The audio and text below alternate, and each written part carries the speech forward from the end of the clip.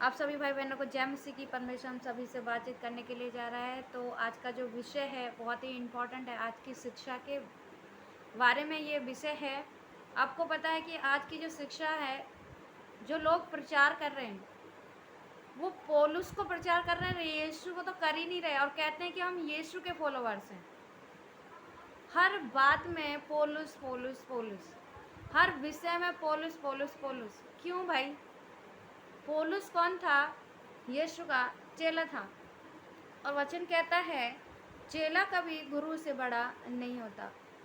मेरे प्रिय भाई बहनों, यदि हम यीशु में हैं, यदि हम मसीह में हैं, तो हमें मसीह की जानकारी होनी चाहिए कि यीशु ने कैसे कैसे काम किए, कैसे कैसे लोगों के पास वो गया। मेरे प्रिय भाई बहनों, आपको पता है खास कर पौलुस का एक वचन लेके क्या कर रहे हैं लोग वाग, बड़ा जोर जोर से चीख चीख करके प्रचार करते हैं कि स्त्रियों के ऊपर खास कर ज़्यादा प्रचार होता है। स्त्री उपदेश नहीं कर सकती हैं, स्त्री मेकअप नहीं कर सकती हैं, स्त्री पुरुष के बीच में प्रचार नहीं कर सकती हैं। क्या मूर्खता दिखा रखी है।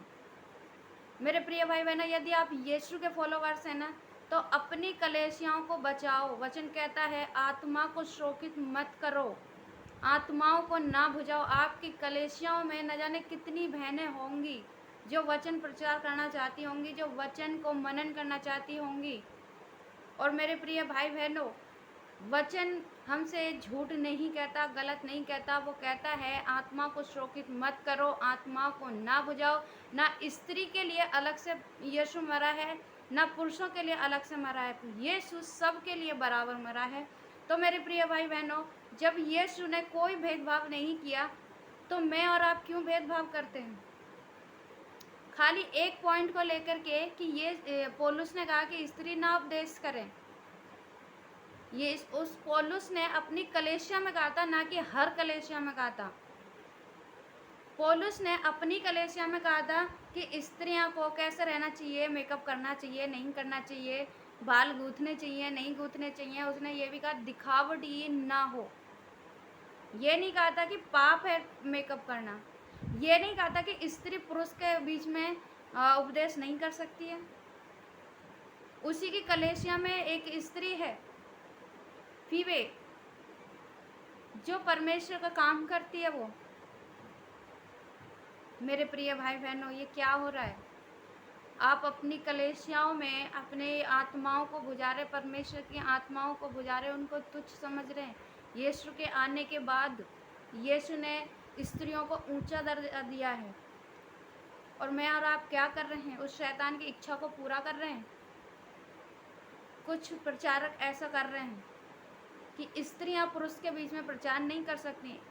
मेरे प्रिय भाई बहनों, जब यीशु उस सामरी स्त्री के पास गया, तो उस स्त्री के द्वारा पूरे गांव को यीशु के बारे में पता चल गया। क्या उसमें पुरुष नहीं थे? मेरे प्रिय भाई बहनों, हमारी कहाँ जा रही है बुद्धि? हमारी अगुवाई कौन सी हो रही है? ये क्या यीशु ने कहा था कि जा पहले मेकअप उतार के आ, फिर मैं तुझसे बात करूँगा? वो स्त्री व्यभिचारिणी थी, 5 पति वो कर चुकी थी, और छठा उसके साथ था। अभी सोचिए वो स्त्री कैसी होगी जो कि 5 पति कर चुकी है। वो कैसे अपने आप को रखती होगी? मेरे प्रिय भाई बहनों, कहाँ जा रही है हमारी बुद्धि? क्या यीशु ने कहा था कि जा पहले मेकअप उतार के आ, जा पहले अपने पति को छोड़ के आ? उसने कहा यदि तू परमेश्वर के वरदान को जानती, और यदि उसको जानती कि वो कौन है जो तुझसे बात कर रहा है। मेरे प्रिय भाई बहनों, परमेश्वर कहता है, हर एक कलीसिया से बात करता है कि यदि आप परमेश्वर के वरदान को जानते हो और वो कौन है जो आपसे बात कर रहा है, वो प्रभु यीशु कह रहा है कि मैंने भेदभाव नहीं किया, आप कौन क्यों करते हो? पौलुस की शिक्षा को बाकायदा फैलाते जा रहे हैं। फैलाओ, मना नहीं है, पर यह ध्यान रखना, वचन कहता है चेला कभी गुरु से बड़ा नहीं होता है। उसको याद रखो। वचन कहता है उसे याद रखो। यीशु की शिक्षा को लोग गायब करते जा रहे हैं, पौलुस की शिक्षा को लाते जा रहे हैं और आत्माओं को बुझाते जा रहे हैं। पौलुस ने अपनी कलीसिया में कहा था हम क्यों इन बातों को क्यों नहीं समझ रहे हैं? वचन कहता है कोई अगर इन छोटों में से कोई ठोकर खिलाता है, वो हमारे लिए गलत है, पाप है वो हमारे लिए। हमें किसी की ठोकर का कारण नहीं बनना है। अगर ऐसा ही होता तो उस व्यभिचारिणी स्त्री के पास यीशु क्यों जाता अपने बारे में बताने के लिए, परमेश्वर के बारे में बताने के लिए? क्यों उससे बात करने के लिए जाता? अभी मैं आपको बताऊं, अगर आपकी कलीसिया में ये पता चल जाए ना कि कोई स्त्री व्यभिचारिणी है, तो आप उससे 100 कदम दूर बचोगे। मेरे प्रिय भाई बहनों, यीशु ने ये चिंता नहीं करी कि लोग मुझे देखेंगे, चेले मुझे देखेंगे इस स्त्री के साथ बातें करते हुए, तो वो क्या सोचेंगे। उसको सिर्फ परमेश्वर काम करना था और उस स्त्री का उद्धार दिलाना था, और दूसरा तीसरा उस स्त्री के द्वारा पूरे गांव को बचाना था। अगर ऐसा ही होता तो मरियम मगदलीनी और दूसरी मरियम उसके पास कब्र पे क्यों जाती? उसने तो चिंता नहीं करी मैं स्त्री हूँ और मुझे डर लगेगा इतनी भोर को जाते हुए। मेरे प्रिय भाई बहनों, आपकी मेहनत को परमेश्वर देखता है, आपकी लगन को परमेश्वर देखता है। आपको आप कैसे ऊपर से कैसा रह रहे हैं वो नहीं देखता। आप क्यों नहीं समझ रहे हो इन बातों को? और वैसे कहते हो कि हम यीशु के फॉलोवर्स हैं, हम यीशु के प्रचारक हैं, हम यीशु के पीछे चलने वाले हैं। बस एक चीज़ को बना देंगे कि हाँ ये पौलुस ने कहा था स्त्री उपदेश ना करें, पौलुस ने कहा था स्त्री मेकअप ना करें। दिखावटी के लिए बोला था ना, ये तो नहीं बोला कि नहीं करना है। अच्छा, जब सर्दियों में हाथ पैर फट जाते हैं फिर क्यों लगाते हो वैसलीन? क्यों लगाते हो क्रीम ला ला करके? मुंह पे अगर थोड़ा सा भी दाग धब्बे हो जाते क्यों लगाते हो क्रीम? मत लगाओ।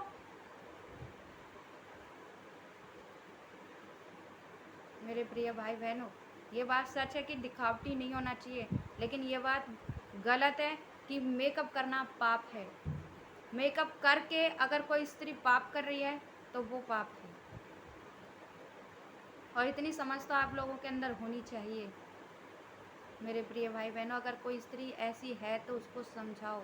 यीशु गया, उससे बात करा, ये नहीं कि पूरी स्त्रियों के लिए उसने ये कह दिया ओ मसीह बहनों तुम ये सब नहीं करो। सबके लिए कैसे हम बोल सकते हैं भाई? सबको एक स्त्री के चक्कर में सबको कैसे सब स्त्रियों को जो परमेश्वर जिनको इस्तेमाल करना चाहता है उनकी आत्मा को हम क्यों बुझा दें? क्यों हम उनको तुच्छ जानते हैं? बड़े बड़े पास्टर कहते हैं ओ मैं तो यीशु का प्रचारक हूँ, यीशु तो गया था व्यभिचारिणी स्त्री के पास, आप जाओगे? परमेश्वर ने कहा स्त्री को बाल जो दिए हैं वो उसके ओढ़नी के लिए दिए हैं, वो उसके शोभा के लिए दिए हैं। अभी आप मुझे ये बता दीजिए, ये पौलुस ने कहा तुम्हारे बाल गूंथना दिखावटी ना हो। अभी मुझे ये बता दीजिए, बालों को गूंथना है, चोटी बांधनी है नहीं बांधनी, खुले रखने, क्या करना है? मेरा सवाल है उन लोगों से जो लोग कहते हैं कि ओ परमेश्वर क्या करेगा, गंजा कर देगा। कैसे कर देगा भाई? या तो वचन झूठा है, आप सच्चे हो। जो बाल दिए हैं परमेश्वर ने वो स्त्रियों के लिए। मेरे प्रिय भाई बहनों, अगर ऐसा होता तो यीशु सबसे पहले सुसमाचार स्त्री को नहीं देता और उसने कहा जाओ जाके क्या करो, मेरे चेलों को बताओ और लोगों को बताओ कि यीशु जीवित हो चुका है। पहला उपदेश स्त्री को मिला। आपको पता है जो लोग स्त्रियों को मौका नहीं देते, आगे नहीं बढ़ा रहे हैं ना, वो बहुत बड़ा पाप कर रहे हैं। अगर ऐसा होता तो यीशु कभी स्त्रियों से जाता ही नहीं, व्यभिचारिणी को क्यों माफ करता? क्यों जाता वो सामरी स्त्री के पास? क्यों जाता? क्योंकि उसका मकसद है। उस सामरी स्त्री अच्छा बोलती थी, अच्छा लोगों को, उसकी गवाही अच्छी थी। मेरे प्रिय भाई बहनों, अपने आप को बचाओ, ऐसी शिक्षाओं से बचाओ। खाली एक पौलुस के जरिए नहीं। पौलुस ने कहा, अपनी कलीसिया में कहा, आप अपनी कलीसिया में क्यों लागू करते हो इन सारी चीज़ों को? पौलुस कह के चला गया और यीशु ने तभी कहा कि चेला कभी गुरु से बड़ा नहीं होता है। उसको याद रखो। किसको? यीशु को याद रखो कि उसने स्त्री को इस्तेमाल किया। मेरे प्रिय भाई बहनों, सभी को जय मसीह की। परमेश्वर इस पढ़े हुए वचन से आशीष करे आप लोगों को। जय मसीह।